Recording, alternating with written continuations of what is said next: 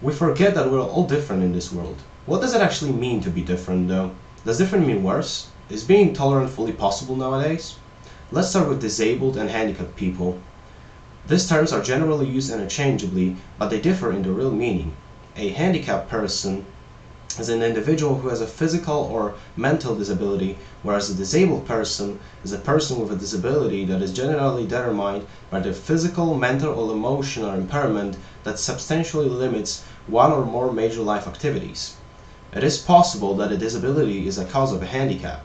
For example, if a person has a disability that prevents them from being able to move their legs, it may result in a handicap in driving. Over the last few decades, the introduction of equality legislation and improved access to public spaces mean disabled people have greater opportunities, prospects, and aspirations than ever before. However, despite these changes, negative public attitudes and awkwardness towards disability prevail. Disabled people claim these negative attitudes affect every area of their lives. In the playground, at work, on the streets and shops, something must be done to change this. Perhaps now, more than ever, the rifts between people of different religions are very apparent. You see it everywhere in news, articles, on social media, and perhaps even in your own life. Depending on the nature of disagreement, it can be tricky getting along with a person who is not the same religion as you. However, it's important to respect the religious autonomy of the others. As for the LGBT backgrounds, the opinions are split.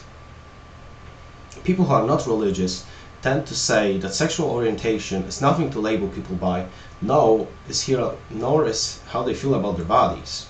On the other hand, we have the church, by which I mean any branch of Christians, Judaism, or any other religions based on the Old Testament, which censures behaviors such as the LGBT. Of course, this is a brief generalization, since we're not taking into account any personal views, because even a person who claims to be religious can accept this so-called otherness. Freedom of speech is a pillar of democracy, and as stated in the 5th article of our Constitution, the Republic of Poland shall ensure freedom and rights of people and security of its citizens, thus confirming the right of people of any minority to express their views and opinions in public, because as long as they are citizens of Poland, they are protected by the Polish law. This rule only applies if the view itself is not against the law, like glorifying Nazism. Regarding the level of tolerance in Poland, an analysis based on a European Values Survey, which took place in 2016, compared Poland to other European nations. Poland had very high levels of political tolerance due to the lack of extremist political attitudes, very high levels of ethnic tolerance based on attitudes towards Muslims, Gypsies, and Jews, but at the same time a very low level of personal tolerance based on attitudes toward people who are considered deviant or threatening. Usually we consider people with other points of view as wrong, and this is just how we tend to be, but this doesn't justify any kind of harm that we might cause towards them. The best we can do is to learn to live with it, because an opinion is like a heart. Everybody has one.